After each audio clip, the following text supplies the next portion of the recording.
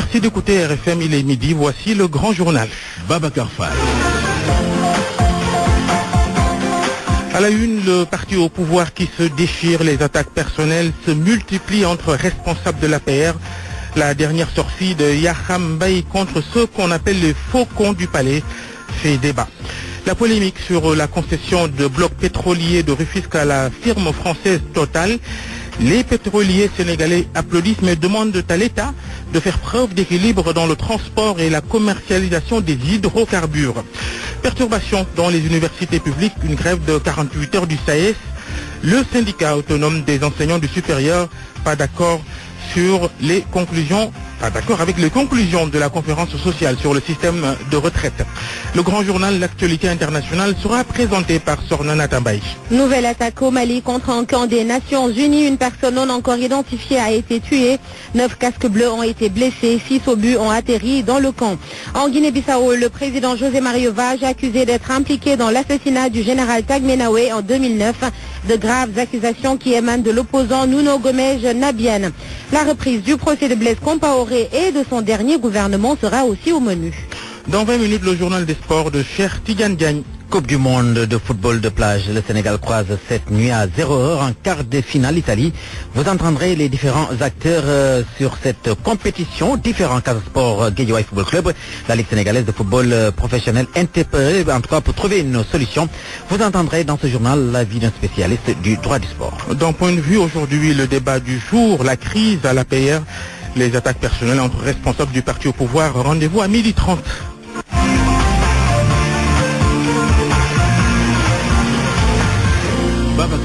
Mais d'abord, l'affaire du bébé enlevé à Yoff en pleine célébration de l'anniversaire de l'appel de Seydina Limamoulaye.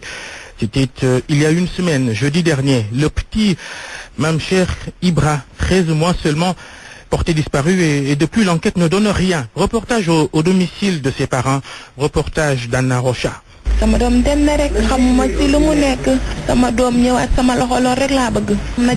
L'instant est insoutenable dans ce salon où nous reçoit Mbeugué Diallo, maman du petit Mamcher, son fils unique. Ses yeux ont rétréci à force de pleurer. Elle soupçonne fortement une vieille dame d'être l'auteur du rapt.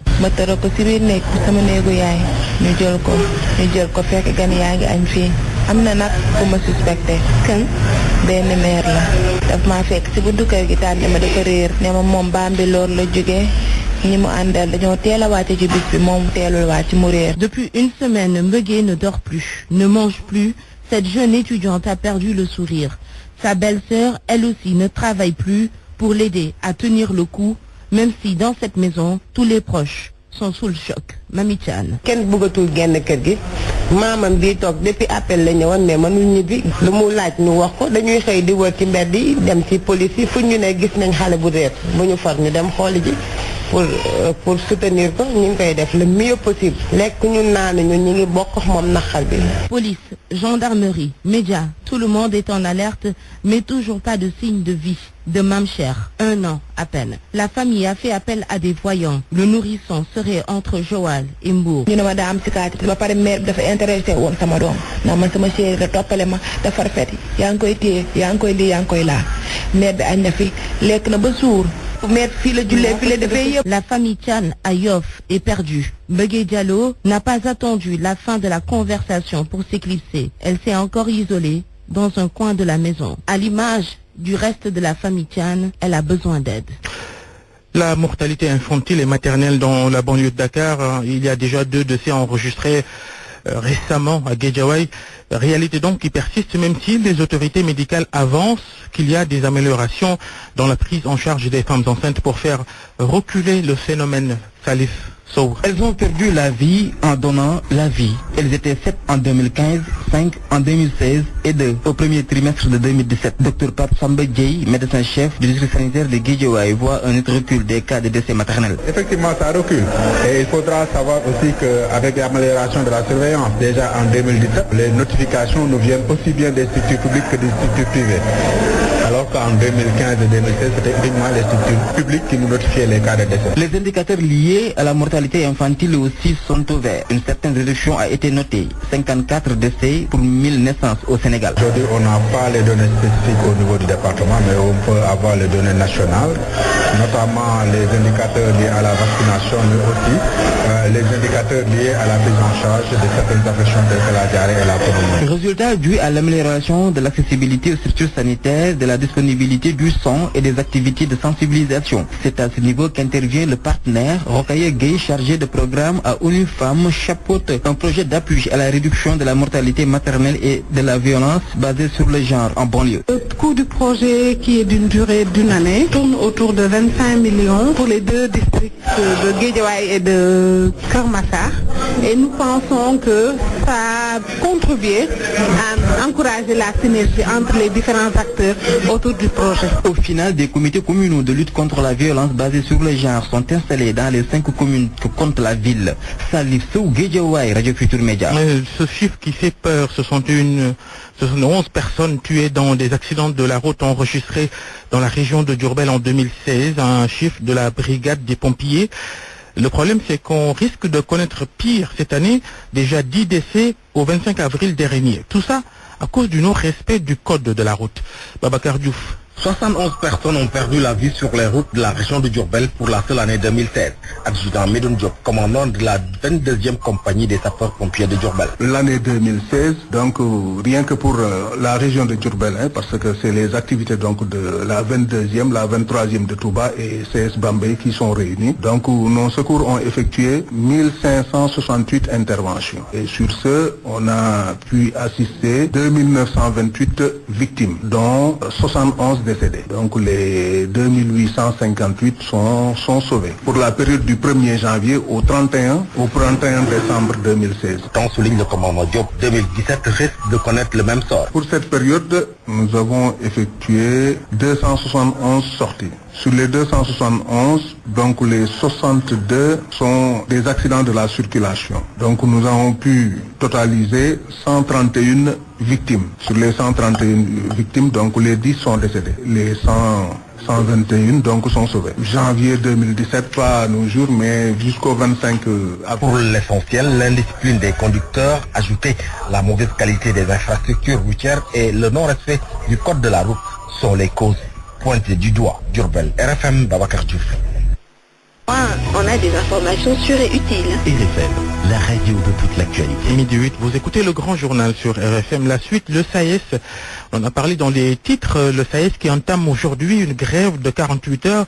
Les enseignants du supérieur rejettent les conclusions de la conférence sociale sur le système de retraite. Ils estiment que ces conclusions sont contraires à l'accord signé avec le gouvernement. Les enseignants des universités publiques du Sénégal se disent déterminés à mener le combat jusqu'au bout. Le secrétaire général du syndicat autonome des enseignants supérieurs, Malik Fall, interrogé par Elhadji Ndiogou Diène. À l'issue de ces travaux, notamment à l'issue des travaux de la table ronde numéro 2, qui était donc relative au FNR, un certain nombre de décisions avaient été prises. Or, il faut rappeler que le SAES avait conclu un accord avec le gouvernement pour une retraite à revenu défini, suivant un pourcentage. Et on avait demandé d'attendre la conférence sociale pour que ces résultats-là soient, cet accord-là soit tout simplement donc mis en œuvre. Nous avons attendu cette conférence sociale. Les résultats qui sont sortis donc de cette conférence sociale sont totalement contraires à l'accord qui avait été conclu avec le gouvernement sur la retraite-là. C'est pourquoi nous, un bureau national, très rapidement, pour évaluer donc les résultats donc, de ces travaux de la retraite, et effectivement, nous avons décidé donc de reprendre en tout cas donc la lutte par rapport à cette question. Déjà, nous avions mis en place une stratégie qui était tout simplement mise en veilleuse pour attendre donc la fin de ces travaux-là. Donc nous sommes actuellement en conclave et au sortir donc de cette conclave-là, vous serez informés donc du plan d'action qui va être s'il y a un point qui intéresse très sincèrement donc les enseignants, c'est la question de la retraite. Du jeune enseignant qui vient d'être recruté à l'enseignant qui est déjà parti à la retraite, tout le monde est mobilisé par rapport à cette question de la retraite. À Matam, les enseignants des collèges et écoles primaires vont boycotter le lancement par le ministre de l'Éducation de la semaine de l'école de base, cérémonie prévue dans la ville lundi prochain. La raison de cette décision, ces enseignants avaient accepté l'année dernière de donner des cours de rattrapage à travers le système de classe multigrade ou de double flux pour sauver l'année scolaire après plusieurs jours de grève. Après, ils n'ont pas été payés. Ils sont en colère. Ali Bandel Niang. Juste après leurs élections de représentativité syndicale, les enseignants de Matam déterrent la hache de guerre. Le sous-effectif notoire de cette année scolaire a été jugulé par le système de classe multigrade et de double flux. Malheureusement, depuis l'année dernière, ces enseignants peinent toujours à percevoir leurs indemnités. D'où la sortie des différentes centrales syndicales qui comptent saboter la visite programmée du ministre de l'Éducation à Matam.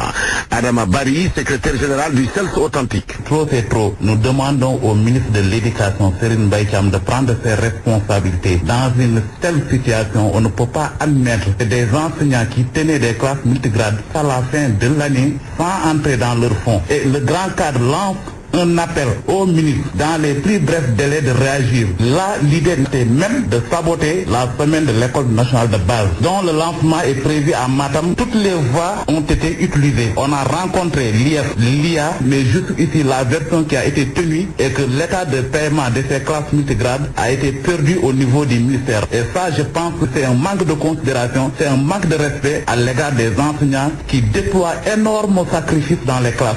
On se dirige tout simplement vers une fin d'année scolaire mouvementée dans la région de Matam, où le système souffre toujours du sous-effectif des enseignants de l'élémentaire et du moyen secondaire qui avait même favorisé la fermeture de certains établissements depuis la rentrée. Matam, Ali Bandelnia, RFM. Et sur la polémique sur l'accord passé par l'État du Sénégal sur 2 blocs pétroliers de Rufisque accord passé avec la firme française Total.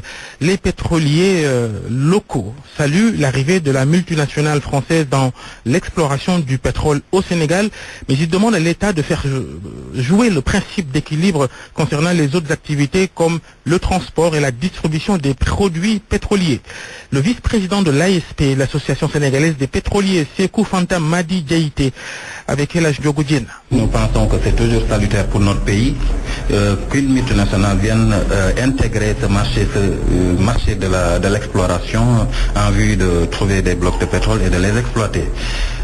Tout ce que nous allons interpeller, attirer l'attention des autorités sur une chose, c'est que ceci renforce la position de Total dans la chaîne du pétrole. Alors, puisque nous nous sommes positionnés en aval, nous voulons qu'en aval, l'équilibre soit vraiment fait par le biais de cette agence de régulation du secteur de l'énergie que nous avons sollicité de la part des autorités depuis très longtemps, pour qu'aujourd'hui, un acteur qui devient très fort ne puisse pas perturber le jeu de la concurrence en aval. Mais que Total vienne renforcer ce lot de multinationales qui viennent explorer notre pétrole pour découvrir où il y en a, nous trouvons ça salutaire. Dans le domaine des activités connexes comme le transport, la vente de carburant et tout, vous êtes en mesure de concurrencer une multinationale comme Total? Ah mais bien sûr. Ces multinationales vont chercher des prestataires de services pour ces services-là. Et ces prestations-là, nous pouvons le faire. Donc nous pensons être à même d'apporter de notre expertise pour ces marchés-là. Quand le président de la République inaugure une infrastructure et qu'elle ne fonctionne pas. Il y a 2 ans, Macky Sall coupait le ruban du nouveau port de Nahonga à Foundiougne. Des bateaux étaient bien sûr censés venir sur ce port pour permettre de booster l'économie locale, mais non, rien. Et on s'interroge à Foundiougne. Aminata. Le chauffeur de transport en commun et fait tous les jours la navette Nahonga-Fatick. Il veut que le port de Nahonga, inauguré il y a bientôt 2 ans, soit fonctionnel. Oui, je pense qu'il est temps d'ouvrir le port de Nahonga parce qu'il y a trop d'îles environ de Nahonga. Ça nous permet de mieux faire des allers et retours de Fatick à Nahonga. Mais actuellement, on n'y gagne presque rien du tout. On aura encore plus de bénéfices. On aura peut-être plus de clients. En ce moment, on fait 1 ou 2 allers allers-retours par jour. Mais si le port est ouvert, peut-être on peut faire même 5 voyages parce qu'il y a des marchandises qu'on doit transporter. Dans ce restaurant implanté sur la route de Foundiougne, les employés préparent le menu du jour. Ndaïsek, la patronne des lieux, a également hâte que les activités du port démarrent. Elle est convaincue qu'avec cela, ses affaires vont se développer. Nous avons hâte que le port démarre ses activités. Depuis qu'on a entendu parler de l'inauguration, nous sommes très impatientes. Cela va nous permettre de développer nos activités, surtout nous qui sommes installés ici. Du côté des jeunes, c'est presque le désespoir. Beaucoup pensaient trouver de l'emploi avec la construction de ce port Nahonga-Foundiougne. Abdoulaye Djebaye habite dans la commune de Soum, dans le département de Foundiougne. Je suis impatient que le port soit fonctionnel vraiment en tant que jeune pour nous aider de manière générale à travailler. Il y a beaucoup de chômeurs. Il faut qu'il soit fonctionnel. Le port de Nahonga-Foundiougne a été réceptionné au mois de juillet 2015 et jusque-là aucune activité, ce qui suscite mille et une interrogations chez beaucoup de nos interlocuteurs. Aminatou Goudiabi, Fatick RFM. Yakham Mbaye Moustapha Diakhaté, la guerre. Le secrétaire d'État à la communication et le président du groupe Benno Bokk Yakaar à l'Assemblée nationale, cela fait suite à sa sortie contre le maire de Guédiawaye, Yakham Mbaye, lui témoigne sa solidarité et s'en prend à Moustapha Diakhaté dans une lettre ouverte, d'ailleurs publiée dans l'Observateur de ce matin. Georges Diop. Tel un avocat, Yakham Mbaye prend la défense de Aliou Sall, le maire de Guédiawaye. Une histoire de faucon au cœur de la polémique. Certains actes posés par des personnes supposées être des camarades en direction, par exemple, de Aliou Sall, qui est qu'un camarade, qui n'est pas un ennemi, qui n'est pas un adversaire, et que ces actes sont accompagnés d'injures, de calomnies, d'actes tendant à atteindre son honorabilité, je pense qu'il n'est pas exagéré d'utiliser le mot félonie. Il ne mérite pas d'être appelé des faucons. Comment doivent-ils être appelés? Comme je l'ai dit, c'est des félons. À qui ces propos sont-ils adressés? Non, de toute façon, là n'est pas le problème parce que vous voyez dans mon texte, je peux dire qui sait lire. Mais vous citez une déclaration de Moustapha Diakhaté. Est-ce que vous pensez... Vous parlez de lui? Ces propos de Moustapha Diakhaté, vous les assimilez à de la félonie? Mais absolument. Je me dis, au-delà de ses propos, son attitude, c'est de la félonie. Ça, je le dis et je l'affirme. C'est de la félonie. Parce que ce ne sont pas des actes dignes, qu'un camarade peut faire en direction de notre camarade. Moustapha Diakhaté, contacté, refuse de descendre aussi bas que son contempteur. Macky Sall va sans doute remettre de l'ordre dans son entourage. Sa réaction est en tous les cas attendue. Une exigence pour certains de ses proches. À Thiès aussi, les dirigeants de l'APR se chamaillent pour le contrôle du parti. Hier, vous l'avez entendu d'ailleurs sur notre antenne, une bataille rangée lors d'une réunion. Des militants réclamaient le départ de Thierno Alassane Sall au lendemain de son limogeage du gouvernement. D'autres défendaient le contraire. Ça n'arrache pas les choses pour le parti de Macky Sall qui peine à s'imposer à Thiès. Cheikh Anta Diop. RFM, la radio de toute l'actualité. La radio de toute l'actualité. Cheikh Anta Diop, que nous allons écouter son sujet sur cette bataille rangée hier à Thiès entre militants et responsables de l'APR, tout ça pour le contrôle du parti. Il y en a qui réclament le départ de Thierno Alassane Sall de la tête du parti au plan local, d'autres qui croient au contraire. L'APR est divisée à Thiès, la guerre de leadership fait rage, les partisans des différentes sensibilités se regardent en chien de faïence. Certains Thiessois regrettent une telle situation. Oumar Ba et Abdou Ndiaye. Quand il y a divergence, ça pose problème. M. Thierno Sall a été peut-être limogé du gouvernement, mais le parti doit attendre que ces instances se réunissent pour prendre une décision par rapport au rôle de coordinateur qui a été confié par le chef de l'État. Mais ils ne doivent pas eux-mêmes quand même prendre les décisions aussi au niveau local. Parce que les instances du parti doivent se réunir et se prononcer sur la question. Ils sont très vite en besoin. Qu'est-ce qu'il y a à l'origine de cette guerre? C'est une guerre de positionnement. Bien avant son limogeage, il y avait déjà une guerre très larvée. Bon, maintenant, chacun se précipite là pour prendre le poste de coordinateur. Selon eux, cette guerre de leadership risque de générer des conséquences néfastes sur l'avenir de la coalition Benno Bokk Yakaar à Thiès. Déjà, ils ont dû constater que les dernières élections municipales, c'est à cause de leur divergence que l'opposition est parvenue à s'imposer au sein de Thiès. Ils n'ont pas retenu ces leçons-là. Le plus essentiel, c'est de faire un bloc et faire face à l'opposition. Et surtout être sec, et que c'est pas facile. En tout cas, le député Abdou Mbow appelle à la sérénité. Il y a encore quelques dissensions, ça on n'en disconvient pas. On est ensemble pour travailler pour l'unité. et demande le maintien de la dynamique unitaire pour affronter les prochaines élections. RFM Thiès, Cheikh Anta Diop. RFM. L'actualité internationale. Avec Sorno Natambay, bonjour. Bonjour Babacar. L'actualité au Mali d'abord. Quelques heures seulement après l'attaque contre l'armée, les casques bleus subissent un assaut à leur tour. La personne tuée n'a pas encore été identifiée. 9 casques bleus ont aussi été blessés. L'attaque a visé un camp de la MINUSMA. On note également des dégâts matériels. À retenir l'envoi de 150 soldats ivoiriens au Mali pour prêter main forte à l'armée. Daoud Diouf. Hier à Tombouctou, une personne non identifiée a été tuée et 9 casques bleus blessés. C'est la suite à l'attaque au mortier d'un camp de la mission des Nations Unies au Mali, la MINUSMA. Pour l'instant, l'identité des casques bleus n'a pas encore été rendue publique. Ces derniers comprennent des Libériens et un Suédois. La MINUSMA a renforcé la protection du camp et a déployé des moyens aériens de reconnaissance pour identifier la zone où les tirs ont été lancés. Déployée depuis juillet 2013, la MINUSMA est la mission de la paix de l'ONU la plus coûteuse en vie humaine depuis la Somalie en 1993 et 1995 avec plus de 70 casques bleus tués en opération. Face à la recrudescence des attaques, la Côte d'Ivoire a décidé d'envoyer dans le cadre de la MINUSMA 150 soldats, un signe de coopération sous-régionale dans le cadre de la lutte contre le terrorisme. Cette force ivoirienne, la première, rejoindra les soldats de l'ONU qui se trouvent à Tombouctou. La Côte d'Ivoire avait déjà envoyé un peloton de transport et la MINUSMA, mais jamais d'identité combattante au Mali. Ce détachement ivoirien aura pour mission, entre autres, de sécuriser tout le camp de l'ONU à Tombouctou et d'assurer l'escorte des convois logistiques de la MINUSMA dans le secteur. Daoud Diouf, en Guinée-Bissau, Nuno Gomes Nabian, en opposant, a accusé le chef de l'État, José Mario Vaz, d'être impliqué dans l'assassinat de Batista Tagmenaway. Il avait été tué en 2009 alors qu'il était le chef d'état-major de l'armée. Bissau Nouamankali. Le président du parti de l'Assemblée du peuple uni, Parti démocratique Bissau-Guinée, PDGB, a accusé ce jour, lors d'un point de presse, José Mario Vaz, comme étant ministre des Finances d'alors, de participer à l'assassinat du général Tagmenaway et de plusieurs citoyens bissau-guinéens.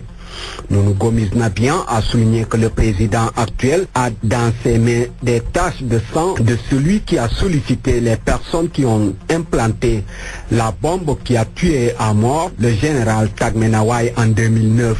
Ce qui a également abouti à l'assassinat à sang-froid du président de la République d'alors, Jean-Bernard Nino Vieira, et de plusieurs autres citoyens bissau-guinéens. D'autre part, le leader politique de PDGB a condamné le PAIGC et le PRS par la situation politique et sociale actuelle dans ce pays en formant un mariage pour dilapider l'argent public. Le leader de PDGB a assuré que José Mario Vaz sait très bien les circonstances dans lesquelles a été assassiné le général Tagmenaway le 1er mars 2009. Nabian a qualifié Jomap d'un président qui n'est pas paisible et qui a un cœur dur. Voilà pourquoi, durant 3 ans, il n'a pas pu rassembler les peuples bissau-guinéens pour construire le pays, a souligné Nuno Gomes Nabian. Nouamankeli Bissau. RFM. Merci Nouamankeli, le journal international. La suite avec vous, Sorno Natambay, le Burkina Faso, la reprise ce jeudi du procès de Blaise Compaoré et de ses derniers ministres. Aussitôt ouvert, et il y a une semaine, le procès a été renvoyé. Jeudi dernier, 25 anciens ministres se sont présentés devant la haute cour de justice de Ouagadougou. Les 6 autres ministres ainsi que Blaise Compaoré et les autres d'ailleurs seront jugés par contumace. Ils sont tous poursuivis pour leur implication présumée dans la répression de l'insurrection populaire d'octobre 2014 à Ouambaye. 25 anciens ministres comparaissent aujourd'hui devant le juge à Ouagadougou. Ils sont poursuivis pour avoir décidé lors du conseil extraordinaire des ministres du 29 octobre 2014 de faire appel à l'armée pour réprimer les manifestants qui sont hostiles à la modification de la Constitution. Parmi eux, le général Gilbert Diendéré, ancien chef d'état-major particulier de Blaise Compaoré. Selon le site RFI.fr, le procès ne devrait pas durer plus de 2 semaines. Il y a quelques jours, le parti de Blaise Compaoré dénonçait déjà ce qu'il appelle un procès politique qui tient du règlement de compte. Et les avocats de la défense renchérissent, aucun acte illégal n'a été commis. Actuellement, Blaise Compaoré vit en Côte d'Ivoire depuis la chute de son régime en 2014. Il a acquis la nationalité ivoirienne en 2015, donc impossible de l'extrader. Et le Congo maintenant, un opposant a été condamné à un appel à 30 ans de travaux forcés. Modeste Boukadia, 62 ans, a été jugé en première instance en 2014 pour atteinte à la sûreté intérieure de l'État. C'est ce jugement qui a été confirmé. Résidant en France au moment du premier procès, l'opposant a été emprisonné dès son retour en janvier 2016. Les organisations de défense des droits de l'homme comme Amnesty International considèrent Modeste Boukadia comme un prisonnier politique. Et c'est bien fini. Merci Sorno Natambaï. Parole aux auditeurs. L'actualité, qu'en pensez-vous? Moi, je pense que vous devez. Réagissez dans nos éditions d'information sur l'actualité. Bonjour. Oui, bienvenue sur cette antenne de RFM. Du lundi au vendredi, vous avez la parole sur RFM. Le débat du jour, c'est un débat politique. Les querelles à l'APR, le parti au pouvoir.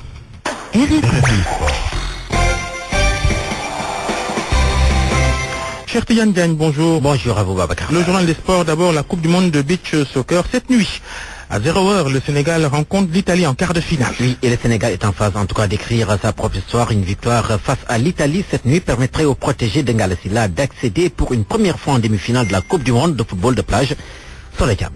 Les Lions du beach soccer sont engagés pour obtenir une victoire face à leur adversaire du jour, l'Italie. Une équipe que les protégés de Ngala Sylla ont vu jouer. Une bonne équipe, nous dit Amédou Barry, l'un des attaquants des Lions. Et ils ont de très bonnes individualités. Donc le coach a bien regardé et il a bien visionné comment ils jouent.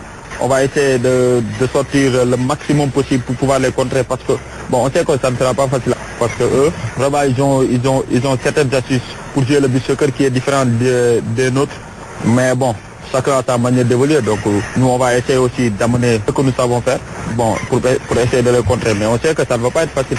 Le Sénégal compte accéder à la demi-finale malgré les qualités de cette équipe italienne, et pour cela l'entraîneur Ngala Sylla croit en ses joueurs. Seulement, il faudra vite oublier les performances des matchs de poule. Parce qu'en fait, les matchs de poule, maintenant, ça compte plus. Maintenant, c'est des matchs à éliminatoire direct. Donc maintenant, ce qu'il faut, c'est l'essentiel, c'est de sortir avec une victoire. Que ce soit durant le match, ou bien en prolongation, ou bien tir au but. L'essentiel, c'est d'être concentré jusqu'à le coup de sifflet final. Tactiquement, techniquement, on est fait prêt. Donc physiquement aussi, on est bien. Espérons que tout se passera bien et on qualifiera, Inch'Allah, en demi-finale. La rencontre est prévue à minuit, heure de Dakar. Le mot d'ordre dans la tanière reste la gagne afin de se qualifier en demi-finale, ce qui sera une première pour le Sénégal. Et on va essayer de marquer l'histoire. Cher Tidiane Diagne, la suite de ce journal des sports, le différend entre le Casa Sport de Ziguinchor et le Guédiawaye Football Club, la Ligue sénégalaise de football interpellée pour trouver une solution. Ah oui, c'est une équation qui s'oppose à la structure en charge du football local. Retenez qu'elle peine en tout cas la Ligue sénégalaise de football professionnel à organiser ce match retard de la Ligue 1. Casa Sport qui campe toujours sur sa position. Hier, le préfet de Ziguinchor a d'ailleurs interdit la tenue de la rencontre. Papa Amar Mbouch, titulaire d'un master en droit du sport, se prononce. C'est inédit, dit-il, cette problématique. Nous l'écoutons. C'est un cas inédit.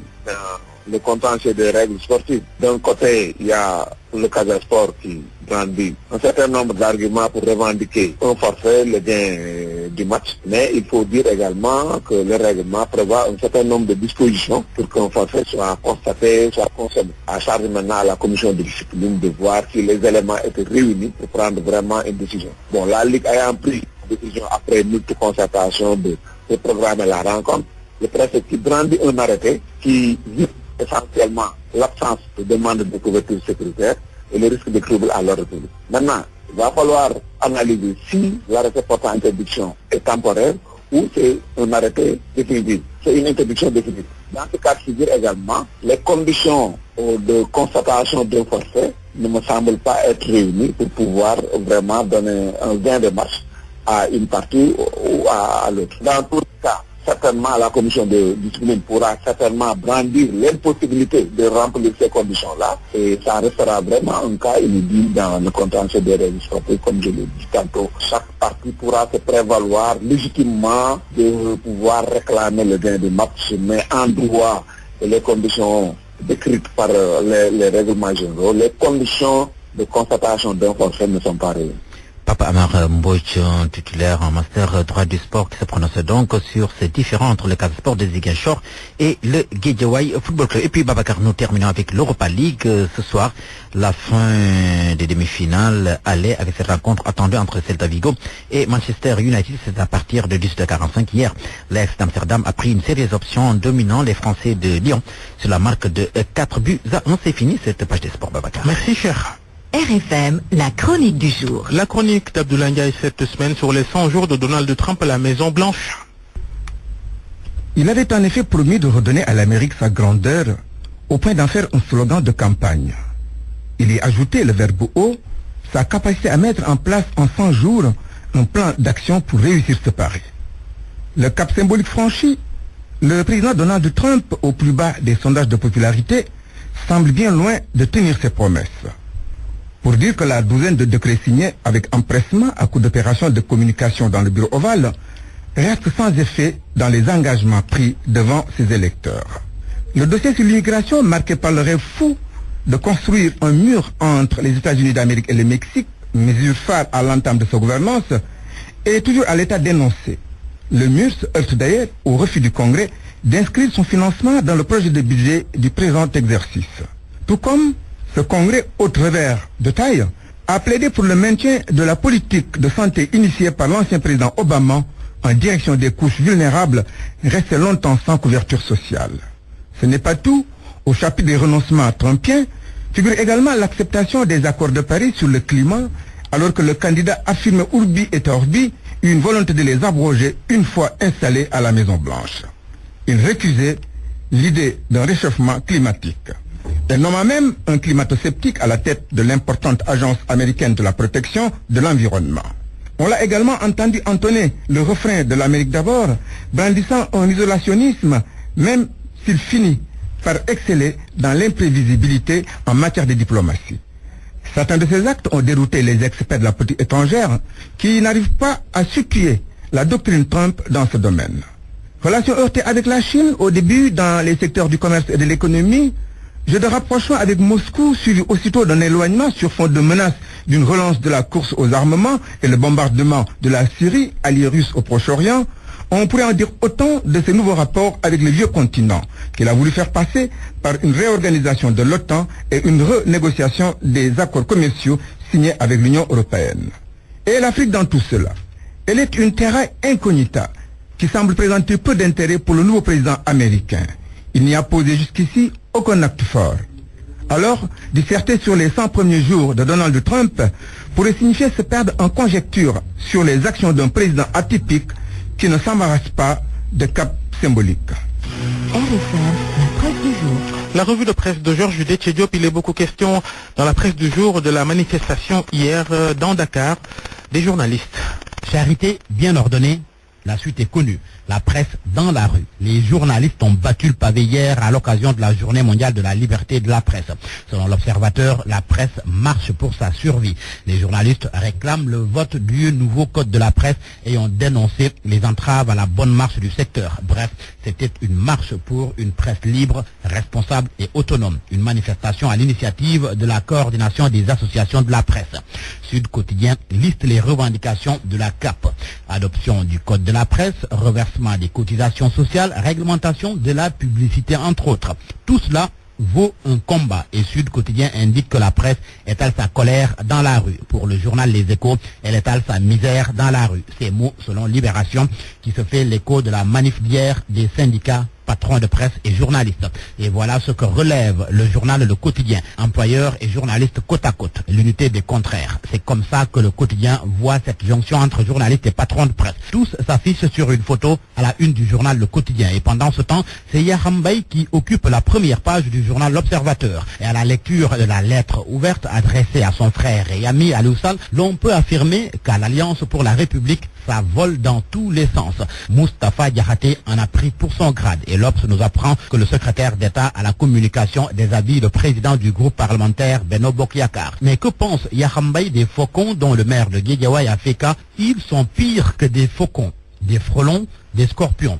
moins que ces paons qui braillent et se dandinent au palais. Pour lui, ils ne sont que des félons. C'est Yaham qui le dit. Mais pour ouvrir les yeux au chef de l'État, Macky Sall qui a mis fin aux fonctions de Thierno Alassane Sall, ministre de l'Énergie. La démission fait toujours débat. Prétexte pour le journal Enquête pour parler des rapports entre Macky Sall et ses collaborateurs. Enquête relève un jeu de yo-yo car au regard des revirements qui caractérisent les démissionnaires ou limogés de la présidence, Thierno Alassane Sall ne devrait pas s'inquiéter. S'il nourrit bien sûr l'envie de revenir. La liste non exhaustive des allers-retours déclinés par Enquête, Mimi Touré, Moubarak Lo, Morgom, Benoît Sambou. Attendons donc ce qu'il en adviendra pour Thierno Alassane Sall dont le départ serait lié aux accords entre le Sénégal et Total. Et sur ce sujet, Franck Timis met les pieds dans le plat. L'AS révèle qu'il revendique Rufisque Offshore. Mon confrère rapporte que dans un communiqué, la société Petroleum Africa estime que le contrat qu'elle a signé avec l'État du Sénégal sous Wade en 2011 n'a pas encore été résilié. Et si tel est le cas, souligne l'AS, l'État est coupable d'un faux et risque d'être attrait devant le tribunal arbitral de Washington DC. Libération traite aussi du sujet et informe que la société Africa Petroleum conteste les accords et se réserve ses droits en vertu d'un contrat toujours actif qu'elle avait signé avec Dakar, un contrat de partage de production portant sur le même bloc et dont elle est toujours détentrice de 90%. Cette découverte de pétrole, le professeur Mamoussé Diagne en parle dans le journal LAS. Autre sujet évoqué, l'enseignement supérieur, la politique, la gouvernance. Morceau choisi et mis en exergue à la première page de l'AS. Certains individus sont des animaux olfactifs à l'affût de la manne pétrolière. Les Sénégalais sont de plus en plus désintellectualisés. Il y a une sorte d'embouteillage à l'université dans sa version classique. Sport pour terminer, les confessions de Papy Djilobodji dans Stade. Ce qui l'oppose à Aliou Cissé, les erreurs qu'il reconnaît avoir commis, Djilobodji en parle à la page 6 du quotidien Stade. À vos kiosques et bonne lecture. Point de vue. Regard croisé sur l'actualité du jour. On y est. Point de vue sur ces attaques personnelles entre responsables du parti au pouvoir. La dernière en date, cette lettre ouverte écrite par Yaham Mbaye, secrétaire d'État à la communication et membre de la direction de l'Alliance pour la République. Pour en parler, nous sommes d'ailleurs avec Abdou Karim Sall, qui dirige les cadres de l'APR dans le département de Pikine, par ailleurs directeur de l'ARTP, l'autorité de régulation des postes de télécommunications. Bonjour. Bonjour Babacar. Avec nous également Demba Ndiaye, journaliste, ancien chef du service politique de Sud Quotidien. Bonjour. Bonjour. Abdou Karim Sall, j'ai envie de vous demander qu'est-ce qui vous arrive, qu'est-ce qui arrive à l'APR pour que ces attaques qui se multiplient se font jour subitement et de façon parfois violente. Oui, Babacar, moi je pense que il n'y a aucun moment propice pour ces genres d'attaques, surtout quand nous sommes à quelques encablures des élections législatives.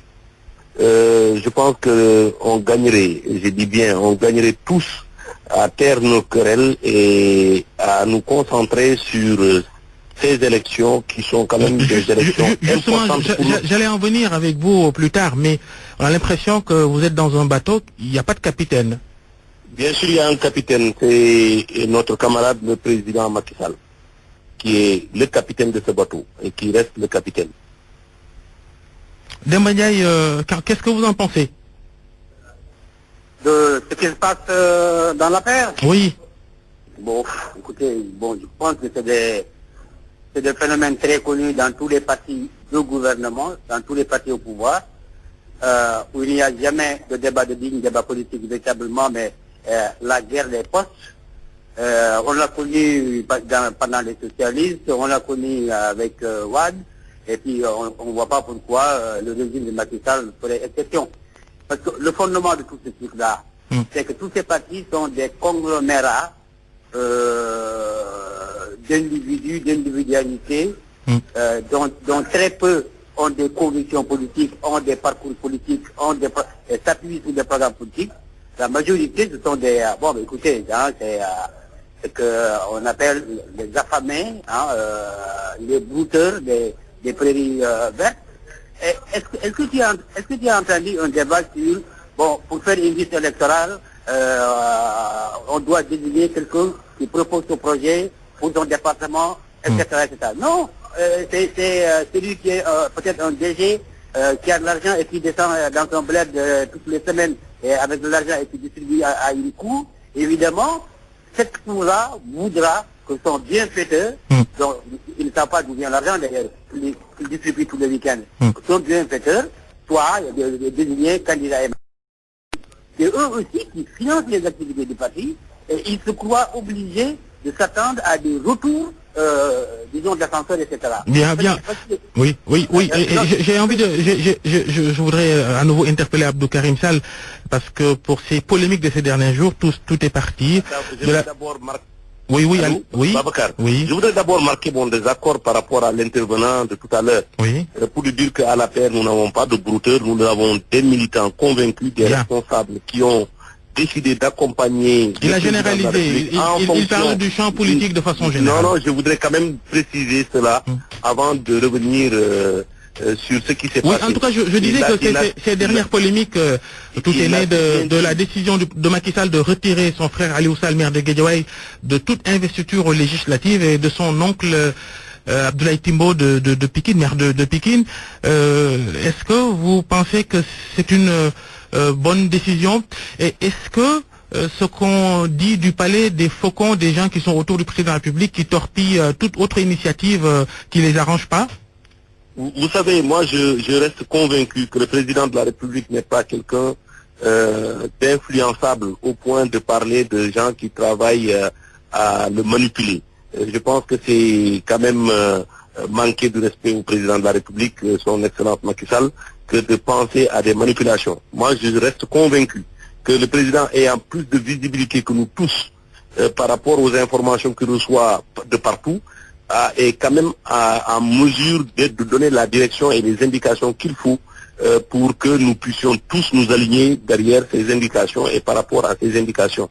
Il y a l'opportunité, on est à quelques semaines des législatives. Est-ce que tout ça va arranger les affaires pour la paix? Ce n'est pas bon, le moment n'est pas bon, et d'ailleurs il n'y a pas de moment pour des tiraillements, il n'y a pas de moment pour les invectives, il n'y a pas de moment pour des déchirements. Quand le président Limoges, le numéro 1 de la structure des cadres du parti, en l'occurrence Thierno Alassane Sall, récemment sorti du gouvernement. Le président a la latitude de nommer et d'émettre à n'importe quel moment un citoyen sénégalais que lui-même à qui il avait placé sa confiance.